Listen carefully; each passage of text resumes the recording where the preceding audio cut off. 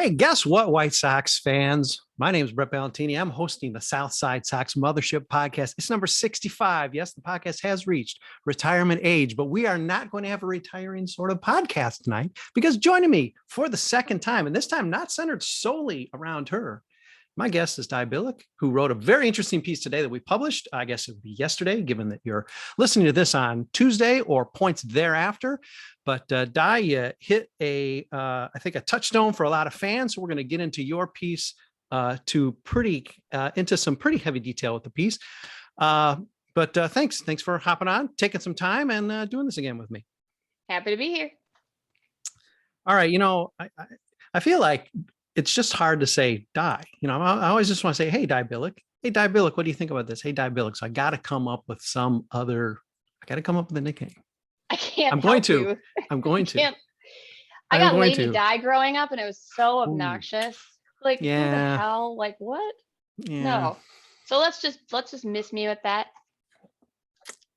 If you're so lucky. All right, let's talk about this piece running on Monday. It was our off day piece, and it turned out to be a real good one because your black and white Sox piece sort of spoke to maybe some of the angst that fans feel, some of the tension, some of the fact that White Sox fans don't necessarily know what to do with good fortune.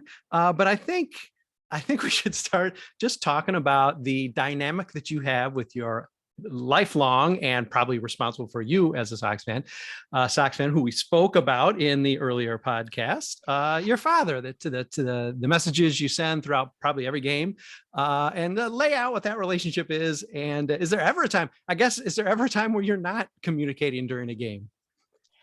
Okay, first let me just one note before we go there. Okay. The alternate title to the Chicago Black and White Sox was projections of my own self. I come off as like really optimistic and stuff. I was talking to myself.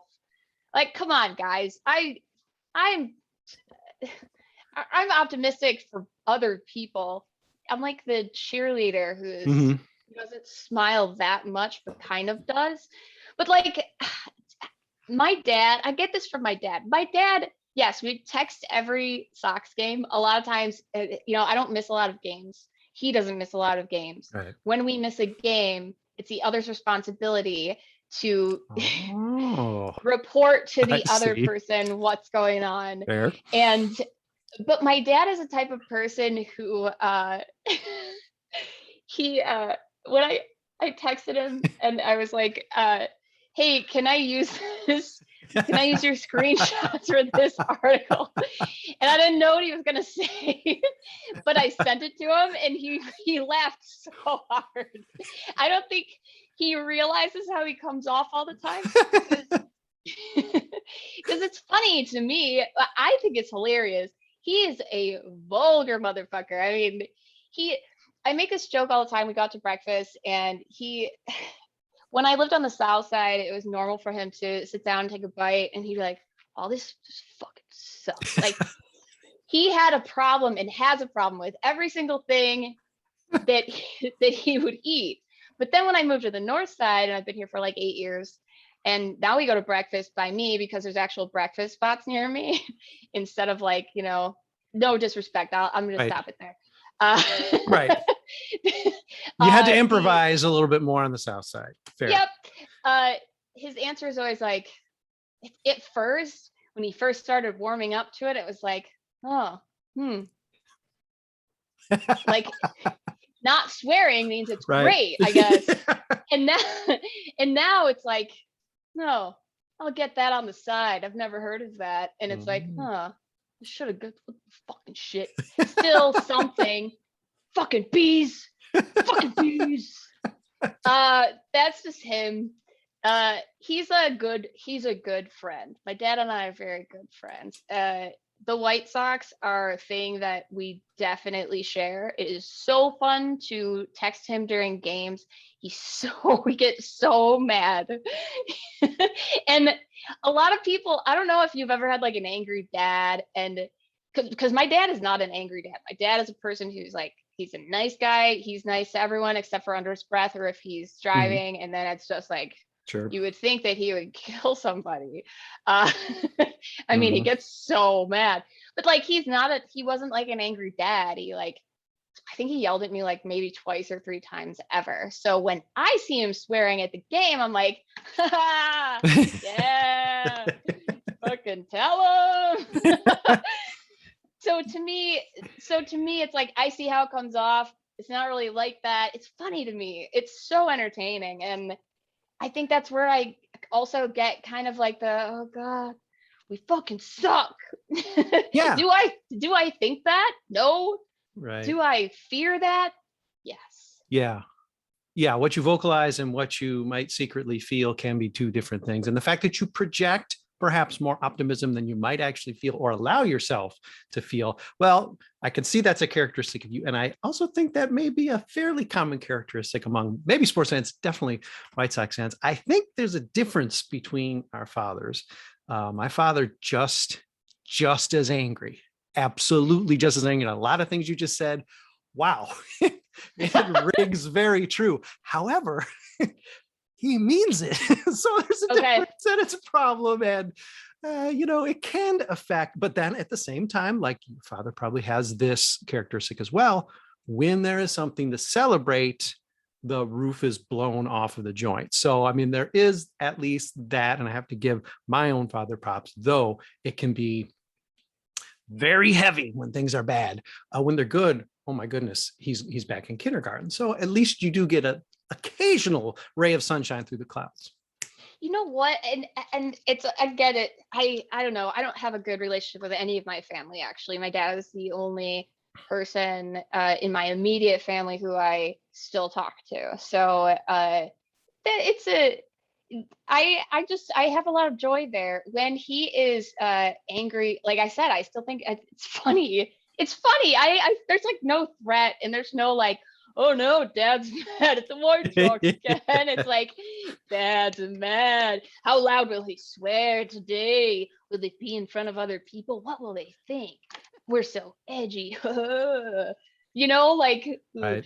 I remember, I don't know.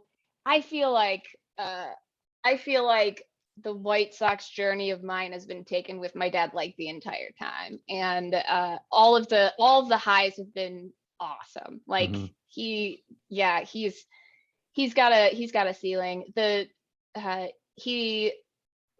I grew up and he lived a couple blocks away from Midway. So when in 2005, when we won the whole thing, it was a party, a big party. Yeah.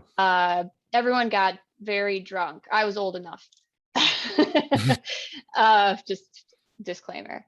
If you get up really close, you can see how old I actually am. But you have to be really close. The joy that he has in all of the best times is like really fun, but it's just as fun as when he's really angry. And that is a thing that I think that we all feel too. It sucks to lose, like it really, really does. But when's the last? No, I'm not gonna ask. I'm not gonna ask that question. Okay. Okay. Because we've had some bad seasons where we haven't really had joy. And oh yeah, it's been a decade. But the past 3 years since we started the rebuild, I've had a lot of fun though, right? Haven't you? There's still that cynical part of you that says, there's sort of waiting for maybe the clouds to come. But yeah, certainly cautious optimism. Absolutely. And I guess the bottom always kept getting punted a bit, but when there was finally a rise from the bottom, it's been pretty consistent. There hasn't been, even with injuries, it hasn't been like, Lucy hasn't pulled the football away from us yet. So, in that respect, it's like, okay, there's momentum with this. So yeah. Oh, certainly. It's definitely taken a turn because it got real dark. We had a bunch of bad years and then it got really bad. That's not common to White Sox fans. People, I think we certainly share a certain curiosity and toward and disdain of Northside fans, but that's a problem I've had. Now, today's young fan won't be able to understand this because Cubs just come off 5 or so years in a row in the playoffs. Won a World Series, has had a greater percentage of success this century than they ever have, or since, I don't know, the 40s. But I mean, traditionally, and I think you've cited the fact that they, are considered lovable losers, and that's a thing that the White Sox, White Sox fans just don't go for that. I would say that's one of the biggest, if not the biggest, maybe the only difference between the only significant difference is that we're not going to tolerate that. The idea that we were expected to get into this idea of, oh yeah, we rebuild. Oh, well, we'll see you in 2020. That stuff kills me. I mean, if it's a means to an end, I suppose, and we're here now, but to be in it, oh, that felt way too much like I was rooting for the wrong team in Chicago. And yeah. Yep. How did you feel last year? We dropped first round. How devastating was it for you, or were you hopeful for this year? You know what's strange, Di? Since doing this more, since doing this more as work, it really changes how I've looked at the team. And it's sort of a bummer. I mean, it's harder for me to get into the fan mode, honestly. But that said, no, I think the whole season was such a strength. It was such a weird season. How can you get too uptight? How can you get too high or too low? I mean, even if you'd won a World Series, us being Sox fans would say, well, what will history think of this 60-game World Series win? Granted, nobody's going to argue with it, but that's the first thing I thought. Is there like an asterisk or whatever? So yeah, I mean, given it was just a bonus season, like nobody died while they're playing in a pandemic, for God's sake. I mean, there were a lot of things just to celebrate. And the fact they got into the playoffs, even though, sort of the coin flipping into the playoffs, the fact that Giolito had like a perfect game to start the playoffs is pretty sweet. I mean, I think you can help but end that season hopeful, providing, like there would be a season and all of that stuff. You get past that, you think it can only get better, right? It can only get better. So I think there was optimism, because I do want to believe that these are just steps and steps. And if the plateau is 5 years of World Series, okay, I'm not going to argue with that. Did you feel the same way? Or I cried tears when the first baseball game happened. This may sound a little histrionic, but I have like a medical condition that's chronic. And thanks, Dad. Thanks for that. Thanks for those genes. Appreciate it. Incurable. Wow. What a great gift you've given me. The winter is kind of hard for me. So when it coincides with baseball season starting, and it's like, oh, it's the thaw, I can go outside again pretty consistently, and I can, do my PT, and like I can masquerade as a normie out on the street and be just like a normal person, and you can't tell anything's wrong with me. That might have something to do with it, but it's more than that, because when baseball came back, I was like, tears were running down my face. I felt like such a goofball, because I was like, why am I crying? Yeah. I was like inconsolably happy. It was so strange. And I know it had a lot to do with COVID. I had a very rough year. I got COVID as well in March, like at the very beginning, like March 2020. Wow. And I was like, I have a condition that's like, oh, you're going to fucking die if you get this. I didn't. I was fine. I don't have long COVID. Everything's fine. But like, yeah, it was just like a lot of release of everything. I fucking hate where like, just like, I'm okay with losing, exactly like we had talked about. But last year was 100% an exception. I also don't even hate the A's. Like the A's have been a team that I've always kind of like tolerated. So losing to them wasn't horrible. And I hate dropping out of the first round. It's just the fucking worst. But the attitude was different. If it would have been a different year, I would have felt differently. Last year, like you said, was just special. And I felt a lot of hope at the end of it. And I was just like, oh my God, this fires me up so hard for next year. And here we are. It's exciting and scary. Yeah. And we'll have plenty of time in the offseason to speculate whether or not, no matter the White Sox are World Series champions or go out in a sweep, we'll have plenty of time, Di, to talk in the offseason whether or not they'll even be a 2022. So there's still plenty of clouds out there, which makes, which makes life So very delightful, but we're getting ahead of ourselves because we haven't even made the playoffs. We haven't finished the regular season. But let's speak to one of your points in our piece and in your piece. And it had to do with, you had two main takeaways toward the end of the article. The first one involved Tony La Russa, and of course, still very much a flashpoint for fans, although it does seem like, with winning, whether smartly evaluating or not, with winning comes a little bit more acceptance, tolerance, forgiveness, excitement. It seems to have turned some fans sort of obstinate about Tony La Russa and why he should be the manager and why he's great and he's a Hall of Famer, which seems over the top to me, but that's okay.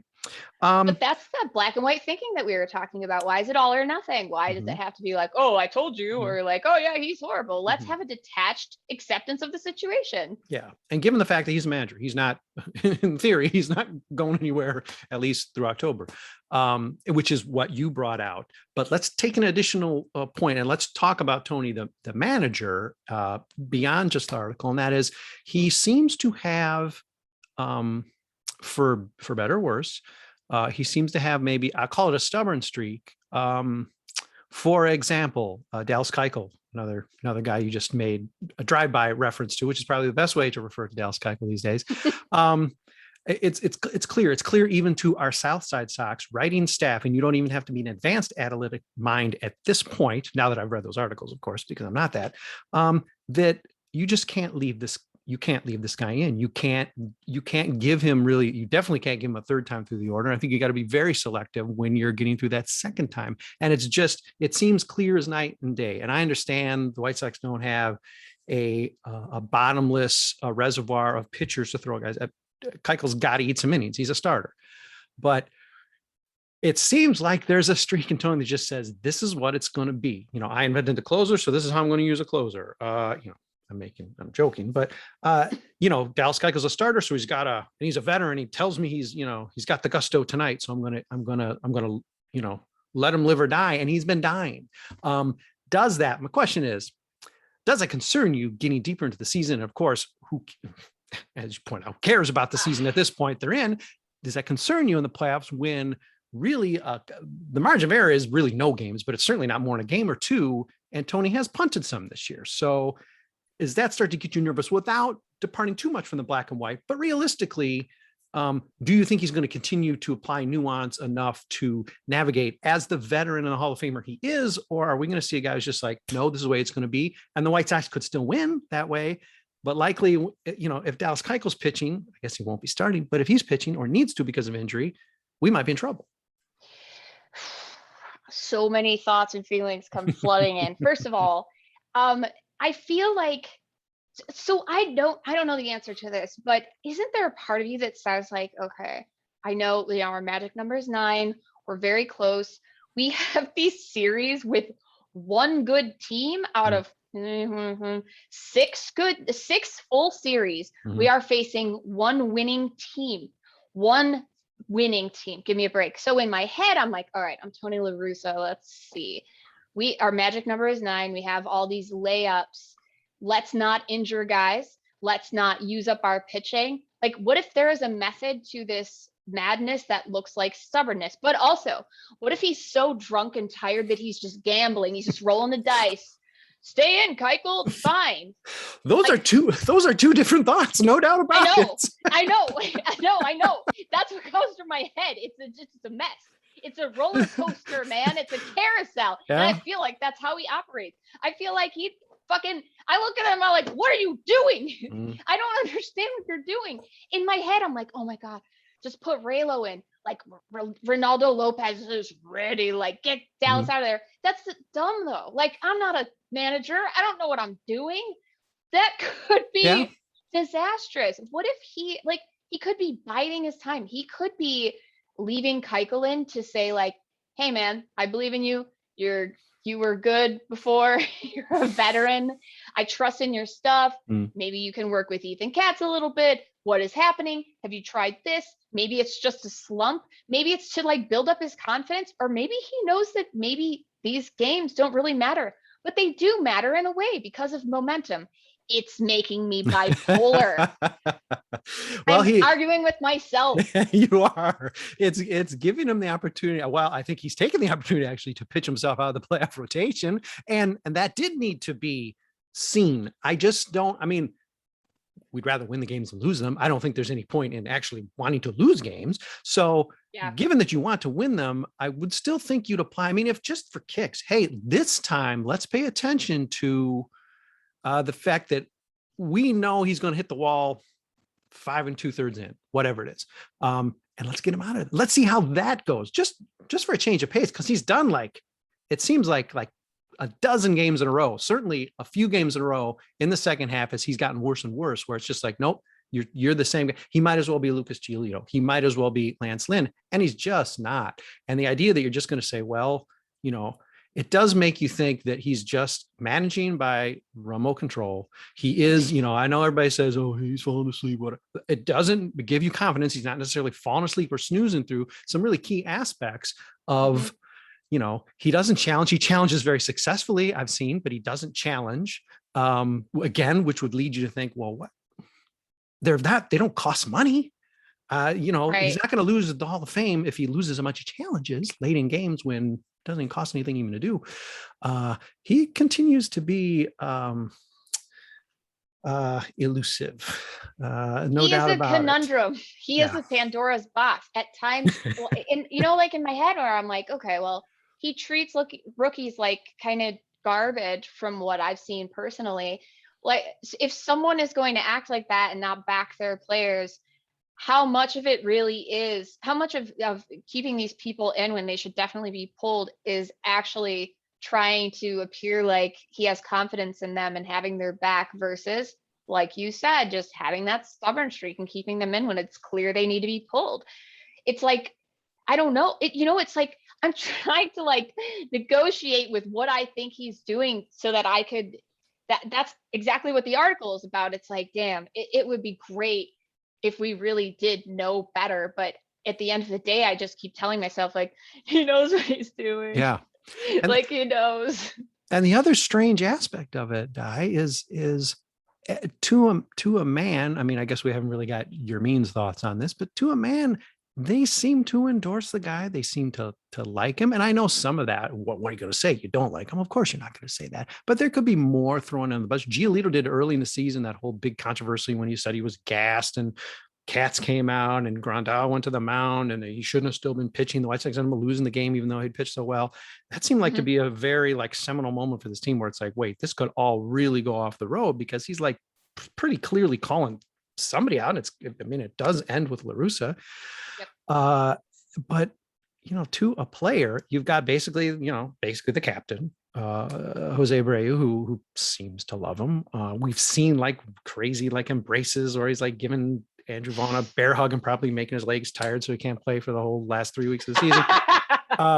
We've seen that. It's like, okay, so it's young guys, it's older guys. Now, again, some of that just, I don't know if it's Stockholm syndrome going on where it's like, well, he's a Hall of Famer. He's got rings. He may punch me with those rings. So I better just say he's a splendid fella. But I think it seems like, I'm very interested to know, and in the Zoom era, it's going to be hard to know what a lot of the inside scoop on what's going on in that clubhouse is and what's going on in the dugout is. Obviously, if stuff was really off the rails, we would hear about it. It would be plain to us, as much as some of the oddity of the season has been plain to us. There'd even be more that would be obvious. So things must be going smoothly. And you do have to tip your cap for that. He did come in and say he wasn't going to disrupt the chemistry. He was going to respect the chemistry. And aside from some strangeness, like with Yermin, that very odd barking at Sebi in the dugout was strange. But aside from some of those sort of public weirdnesses, he does seem to have this roster really full-throated behind him, and wouldn't have been what I expected. But you got to feel pretty good about that as the season winds down. Yes. I have a question, Brett. Okay. Did you see the video with Yoan Moncada getting a haircut, and Tony La Russa was speaking Spanish to him, and they were just the best of buds? Did you see that? I did see that. Okay. For anyone listening, if you haven't seen that, you should look it up. It's all over Twitter. It actually made me feel uncomfortable. And I couldn't figure out why. And I sat there and thought, like I'm a student of the psychology of things. And like, I sat there and thought about it. Why did this make me feel so uncomfortable? And I'm like, because I have no idea who this guy is. He shows a different side of himself constantly. So I haven't figured him out.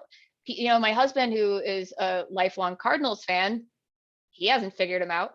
And, he experienced him for a long time. And it boggles my mind. I'm like, oh my God, it's all these different things. And maybe that's why that's the part of the black and white part of it as well, where you can't pin him down. You can't say like, oh, he sucks, or like, oh, he's great. You really can't. If you look at his record, you can say like, oh, he knows what he's doing. But at the same time, it's like, look, does he? Is he burned out? He's 950 years old. I mean, not to be an ageist, but like if you're falling asleep during press conferences, sorry, Well, I didn't mean to bring that up again. Well, let's even look at it as being away from the game for 10 years. Yeah, if you run out of the game at 30 and you come back at 40, it's a little different than when it's just like, well, what the hell? I'm in the Hall of Fame. I had to call the Hall of Fame to see if they would take my Hall of Fame plaque down if I went back to manage, and they said no. So that's why I came back. Boy, if the Hall of Fame had just said yes. But anyway, totally alternate universe. Hey, when you mentioned when we talked earlier about your husband being a Cardinals fan, and realized the sort of beef and the sort of speed bump you would have had to get over with him, because of course the Cardinals, with a record 2 games better than 500, really stole a 2006 World Series that was rightfully the White Sox, in spite of the fact the White Sox didn't even make the playoffs that year. That grudge shouldn't really be let up against him, though you did not know each other until the White Sox win a World Series. Then I think you can bury it then. But as for now, you should say, I can't believe Tony La Russa and your dirty Cardinals stole the 2006 World Series from the White Sox, in spite of my White Sox not going to make the playoffs. So the thing about that is that he played college hockey, and he's like a huge hockey fan, and he's like an all sports fan.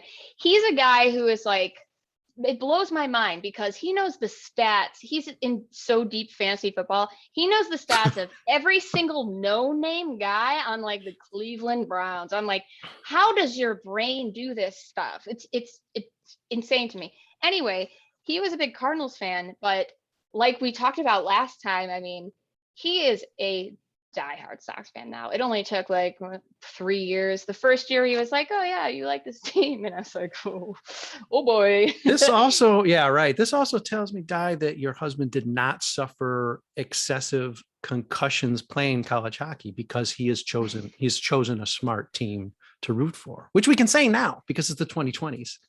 Exactly. Just a few years ago, yeah, you might have wanted to take him for an extra helping of CAT scans, but no, now it's like, man, this guy's brilliant. Cardinals and White Sox. The other thing about that, though, is that he's 7 years younger than me. So when that was going on, he was a tiny child. Not really. He was not a tiny child, but I don't think he wasn't an adult. Was he? No, he was not an adult. Okay. How old is my husband, Brett?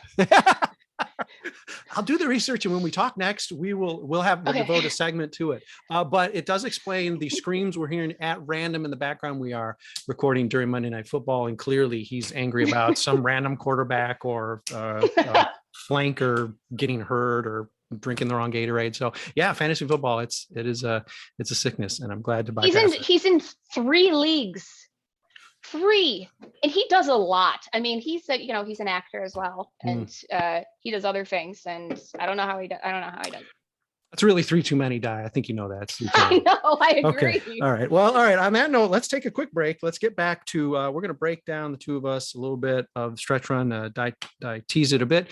This easy stretch run to the end of the regular season. And of course, does it matter?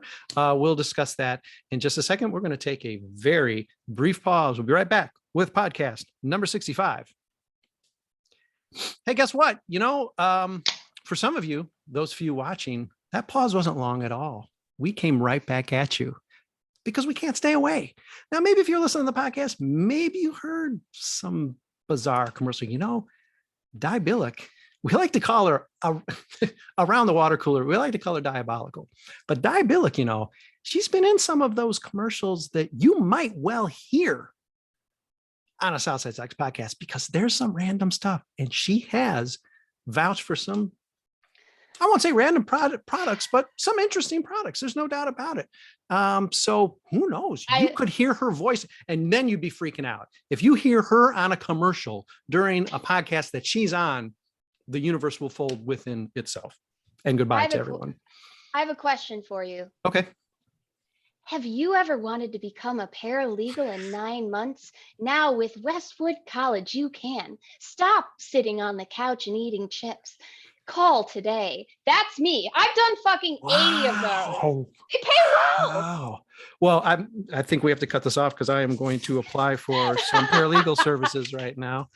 Well, I just hope one day you get to do the updated and revamped DeVry tomorrow. I don't know if DeVry exists anymore, but that's what I need you to do one day. I mean, I'm older than you, so that was a commercial that played relentlessly. And boy, I guess if you could get that tomorrow voiceover.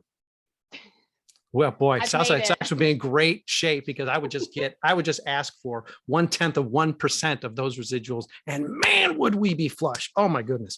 You would be surprised those little colleges they're non-union. So that's when I just need groceries. And I'm like, okay, I'll do one of those. I see. Yeah, non-union. Rings familiar. Moving on. Rings familiar. Okay, in the second half, we are going to discuss just the nuts and bolts beyond just the black and white Sox, which is the article we are playing this podcast off of to some degree that Di published for us yesterday. But let's talk a little bit about stretch run. I like to do this sometimes. You folks probably get tired of reciting the stats. White Sox right now, 82-61. Magic number, just 9. Essentially, they are clinched. I believe at this point they could lose every game the rest of the season and they will still clinch because I don't think Cleveland can actually. I mean, in theory, realistically, they cannot do it. But anyway, magic number, for what it's worth, 9. The run differential record projects the White Sox to 96 wins. Well, they've been underperforming that all year, so that's not going to happen. Tony La Russa, sorry, folks, has not overperformed. You can argue he's underperformed. I don't think that's even up for question, but fine. He has not overperformed this team. So they are not going to match their run differential projection. They're a game and a half behind Houston. That is a concern because not only is it going to be hard to make up a game and a half on Houston, a very good team, to get home field for the playoffs, which is also significant for a reason I will give you in mere seconds. But their run differential hasn't projected 101 wins. Their run differential is better than the White Sox. So they're going to have to really fall off to allow the White Sox to catch up, especially with no head-to-head games. Right now, just the sheer record projects the White Sox at 93 wins. Seems realistic, seems better than most of us would have thought. I think that puts me about -4 on the season. I think I had them at 89 this year, so I don't think anybody's going to be upset with that. That would mean 11-8 the rest of the year for them to get to where they need to be. And of course, the concern with being on the road in the first round rather than at home is the White Sox are actually playing below 500 ball on the road. They're crushing it at home. So as much as you want to say, well, at least they made it. Hey, third seed's pretty good. And that's all true. No beef there, but it's a big difference between 2 and 3. If the White Sox can do anything to push for that, as silly as it seems, because these games don't mean anything, they're going to be in the playoffs. Well, if they get into the playoffs and lose 3 or lose a quick 2 in Houston, that's going to be a bummer. It would be nice to at least make a run at it. Maybe Houston will help out. I wouldn't count on it. However, the good news is Houston can't possibly have an easier schedule the rest of the way than the White Sox do. 3 at the Angels beginning tonight. Rangers 3, Detroit 3, Cleveland 65 games. Actually, I think it's 5, but it's going to feel, believe me, it's going to feel like 65 games. Reds for 2, just a little toe dip in the water for 2, and then Detroit again for 3. Detroit, in other words, essentially the second best team in the division. Insert laughter here. Okay, so I guess let's go big picture before we maybe drill down at all, Di, and that is, does any of this matter? Can they go 0-19, make the playoffs? Could they not? Does it matter? Well, like you just said, I hope that it doesn't matter. I hope that it doesn't matter. Looking at everyone's record except for the Reds, 2 games. The Reds are at 521. Everyone else is under 500. Some embarrassingly. I cannot believe the Rangers 373. Wow. I just you want to justify if we get those losses, and the way that in my head, if you read the article, the way that my subconscious will justify it for me in order to soothe my brain is oh, well, LaRussa's not pushing them because he wants them to like be healthy going into the playoffs and like getting ready for the playoffs. Of course it matters. It matters to also, I mean, like, not just like home field advantage, but it matters to the morale of the team, I think. Going into the playoffs, you know, like after having great series and just like crushing guys, I just, and these teams are just so, I mean, I'm not going to say anyone's easy to beat. Like I said, I'm not a baseball player. I can say that any team is easy to beat by looking at the record and sitting in this cushy chair. No team is easy to beat. It's professional baseball. Give me a break. That's ridiculous for me to say. But when you're looking at the numbers, plain and simple, it should be kind of a walk in the park. Luckily, you know, those teams that we just like, no matter how poorly they're doing, we just have a hard time with them. Royals, Twins, like, what is it about them? Yankees, it's sucky. Luckily, none of those are part of the rest of our season. But at the same time, it's like, okay, well, what are we going to do with it? How bad do these other teams want to not have like an embarrassing end? You know, how bad do they want to just like keep the White Sox out of home field advantage, or like, you know, like I don't really know. That's got to be just so low on your list of beefs, keeping the White Sox out of the playoffs. I mean, really, if that's bulletin board material for you, I think you're doing bulletin board material wrong. If Shohei Ohtani's like, God, I hate the White Sox. I gotta be the spoiler for the White Sox. No, just hit another 5 homers, steal another 5 bases, go even further into history, and let the White Sox sweep. That's probably how it's going to play out. Okay, it's cool. The good news, is despite the fact that Detroit is actually, you know, they're better, I think, than we would have expected, and I think you can make a strong argument they're the second best team in the division. Which again, it's hard to not laugh when you say that phrase. But the White Sox have played them well, whereas Cleveland, I think they're about 500 against this year, and clearly they're not going to sweep 65 games against them in the last week of the season. It's going to be hard to do that. It's just hard to do. As I always say about 5-game series, Guy, it's just hard to sweep a 5-game series. You know, so you know you're going to lose 1 or 2 of those. Detroit, it's realistic. I think you can take 2 out of 3. You can take 5 out of 6 because they played them really well. And maybe they hit them at the right time. I think they did hit.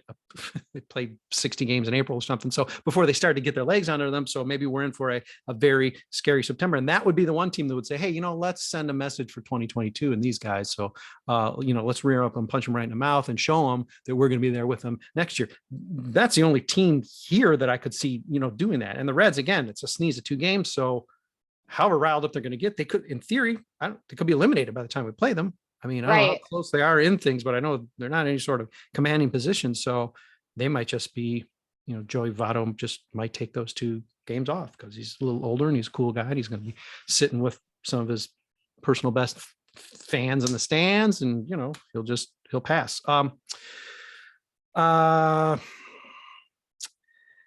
Okay, the corollary question I'm going to give you, you answered it more academically. Now I'm going to ask as a fan, which you sort of asked to me about 2020. I'm going to ask as a fan, if the White Sox don't win another game this season, meaning they're even swept out of the playoffs, are you still happy with this season? Hell no. Hell no. We have a promising team. Are they the best team? No, absolutely not. Can they win? Yeah. A good streak, lots of luck, and all our guys getting hot at the same time. We could absolutely win. We can. I mean, there's a couple of factors at play there, but like, if we lost the rest of everything, Ugh. Ugh. Oh my God, I'm getting the hives. I feel like, I mean, obviously we won't. As far as playoffs go, though, I will be disappointed if we don't. Ugh, I know I set my prediction, which was we will go to the World Series. Right. I feel like I'm doubting that a little bit more as I watch these other teams at the end of all of this. I'm just watching more teams play, and I'm like, oh no. And just like watching, I don't know, I had a lot of faith in our pitching, and watching Keuchel fall apart consistently. And then just like there are many cracks. Yeah, there are a lot of cracks. And I was so fired up about certain players. Hendricks, I was really fired up about. Not anymore. I'm not saying like, oh, he's a bad pitcher. Right. I'm just saying like, damn, we paid a lot of money for him for that. Great. Yeah. And then we have Kimbrel, and it's like, oh God, he's a sleeper cell. He was paid by the Cubs with Tepera to throw games at the very end. Do I believe that? No. Is it funny? Maybe. I don't know. Kind of. Just the whole like, and what you said about Tony La Russa being stubborn, making moves that a lot of people are like, what is he doing? God, I have a lot of mixed feelings.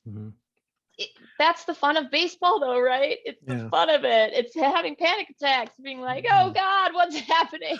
Well, and we weren't wrong to say, hey, this is, not that you made your prediction in May or June, but you could easily have made that prediction in May or June, because at the time they were the best team in the American League. They seemed like somehow they were starting to, they were running away from the division, but they were also putting a little bit of distance between them and the rest of the teams in the American League that made you think, hey, wait, I don't know how they're doing it, but they're doing it. And then it's going to be even better when some of the other guys get back. Now you see Astros tough. I don't want to admit the Astros tough. Astros are tough. Rays, ridiculous. Whatever black magic they're using, they are killer, and they got to be the favorites going to the playoffs.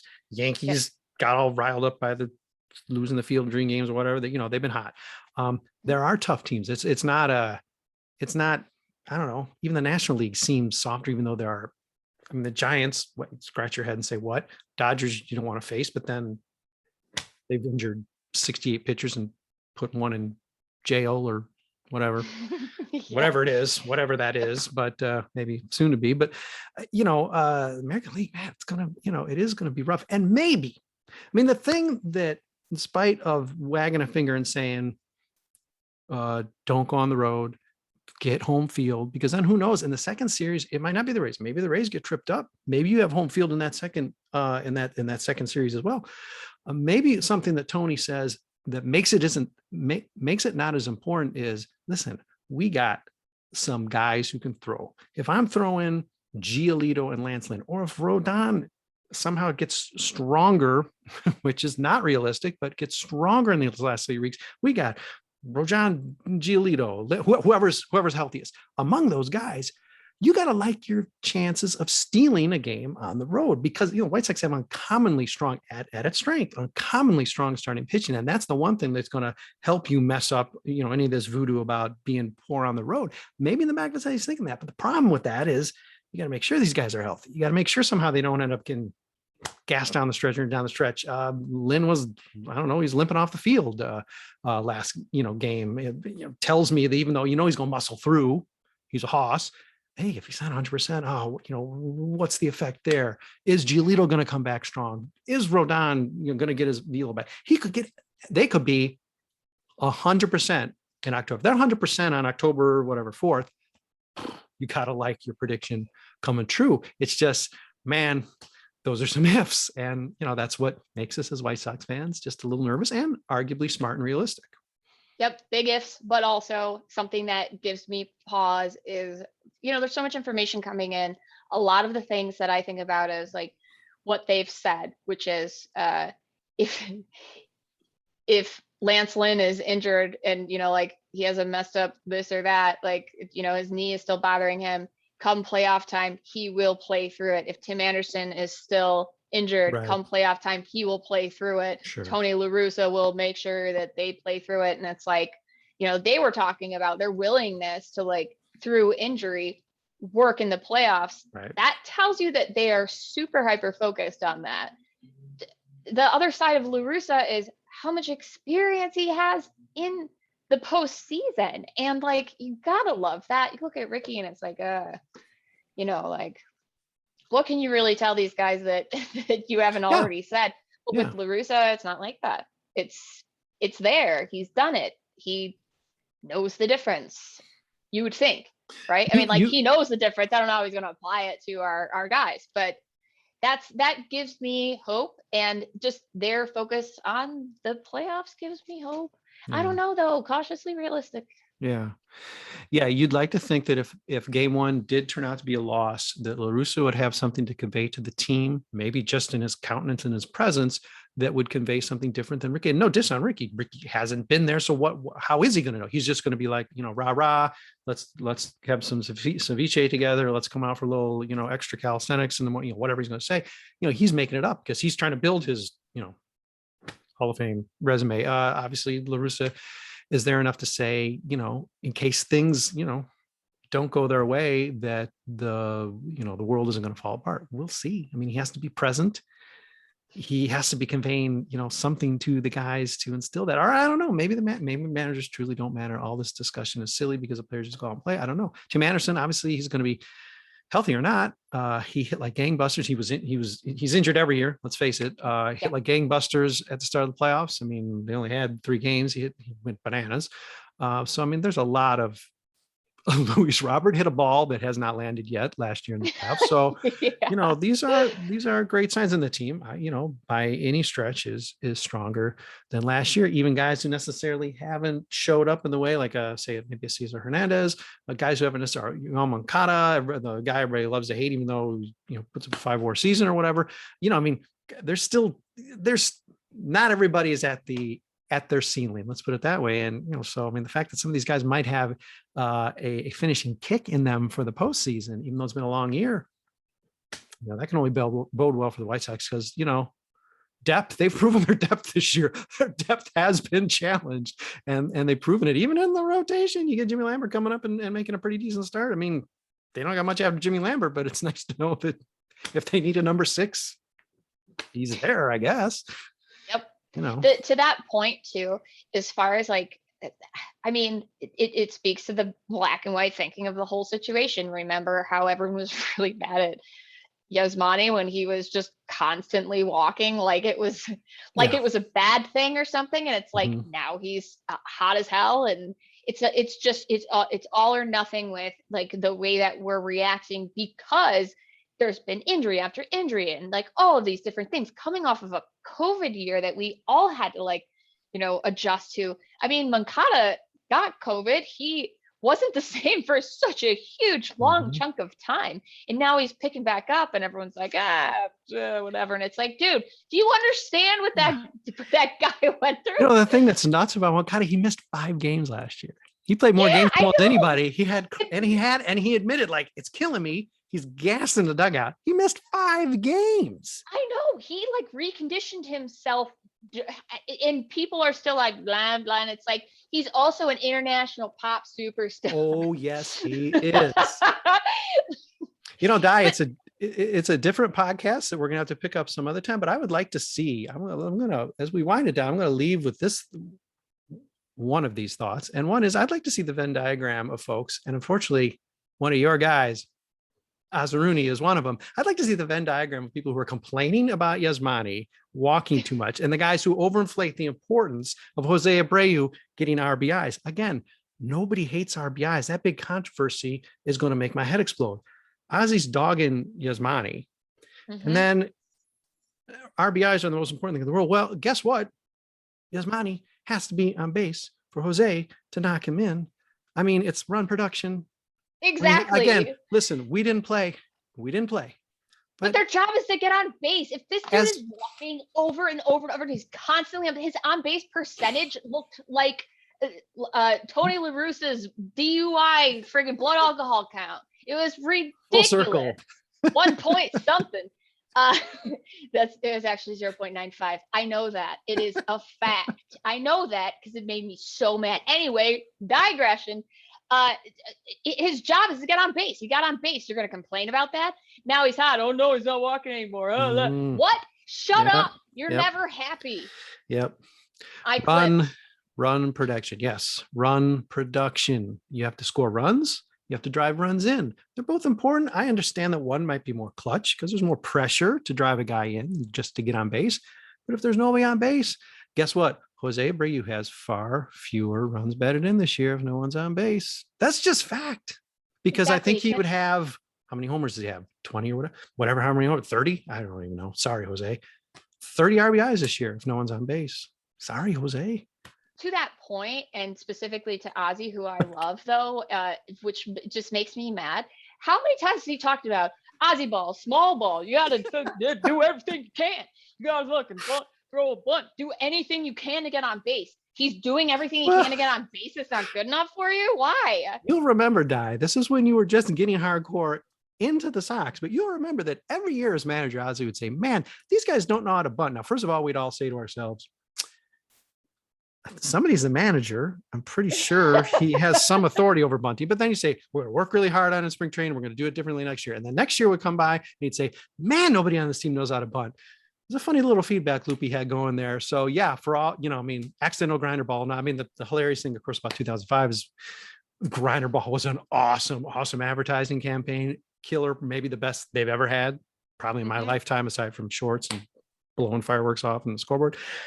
But man, they hit like 650 home runs that year. So, and their starting pitching was crushing it. And every time one of their closers broke, a new one would grow out of the ground and be a killer. So it's a lucky year. You don't go pole to pole and then lose one in the postseason and not have a fair amount of luck and an incredible amount of skill on that team. But and then your goddamn husband's Cardinals had to win the World Series in 2006. Boy, I really got grievances against this guy. And listen, I love him. Aside from the fantasy football thing, I love him. But boy, the Cardinals thing. All right, I'm going to get past it. Maybe in time for our next podcast, I'll try and get past it. There was no dog cameo, even though that dog has been jealous throughout. The shouts have died down, so maybe it's halftime Monday Night Football. And I think we have solved all of the White Sox problems for the stretch run. And so I appreciate if you had not appeared with me tonight for number 65, that wouldn't have been accomplished and the White Sox wouldn't be on the road to greatness in October. So thank you for sharing that wisdom, because we know you're listening, White Sox. You might even be watching. And, available for voiceover work. That's diabolical, delightful, dynamite, Billick. So the just saying. 2021 Chicago White Sox want you to go to college from your house. Only 9 months, you can be on a podcast that talks about how bad and how good the White Sox are. Can't make up your mind? We can't either. We're horrible. Free. That first one's free. Yeah, and absolutely not to steal the gig whatsoever. But if you're frustrated with overflow parking for crowded games and you find yourself in the IIT parking lot, consider enrolling in classes. There you go. Tag team partners. Okay, well, that was great. This has been Southside Sox Mothership Podcast number 65. Yes, old enough to retire, but we will not retire because we'll probably be back with one, really, frankly, before any of you even want one. But that's just the relentless pace at which we run. Plus, we're in the stretch run. I don't know what the deal is with my beloved 85-member staff, but there seems to be a little bit of malaise setting in. I don't know if we're all just like coasting out of the playoffs, but I'm hoping the next time we have a Mothership Podcast, there will be many other different faces, we're going to go full Brady. I hope we have a full 9 for our next podcast to get a lot of voices out there, a lot of enthusiasm as things go up. Clearly, we're going to have a clinch podcast, but I'm sure we're going to have something before then, because it's probably not going to be just a few games from now, knowing how the White Sox are shuffling their way to October. But thanks, Di, for joining me. Great piece on the black and white Sox on Monday. Appreciate talking about it with you. And hey, why don't we do this again sometime? Thank you. I would love to. And I will be back soon. Okay. Thanks, everybody. Thanks always for listening, reading, sometimes watching, and tolerating the Mothership Podcast.